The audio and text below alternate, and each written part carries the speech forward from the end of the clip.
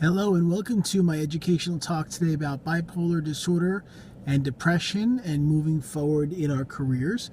So in my own life, there's always transitions happening, and I have found as a small business owner that learning to flow with transitions can be tough.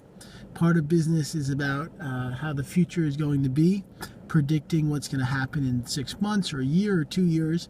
And in my own business, it's very hard to know exactly what's going to happen. So I share this lesson for anyone out there that's also facing challenges in business. The first is that you have to do your best today. So whatever you're going through, maybe there's stress, maybe things aren't working well, maybe you're not getting as many sales or clients, you have to say, what can I do today to be successful? And getting up and actually trying to work, well, that's a success.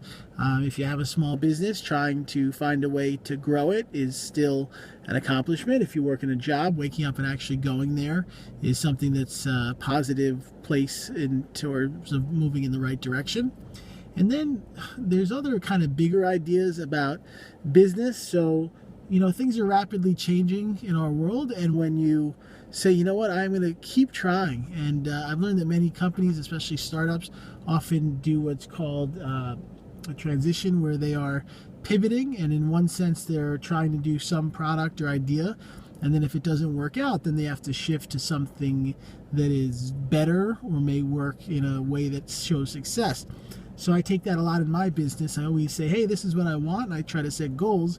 But if they don't go as planned, I work to pivot and find out what the next step is. And I've learned that in business, if you can pivot often and still be able to move forward and not get upset, you may be happier. And that's my little talk for today. I'm going to do some others about bipolar and depression and careers. I think even if you don't have these issues, it still is a helpful lesson, because we all need to be able to handle shifts. I worked on a book called The Work Shift that became The Positive Worker, and I encourage you today to check out that book, The Positive Worker, and I'll share my link for my coaching below.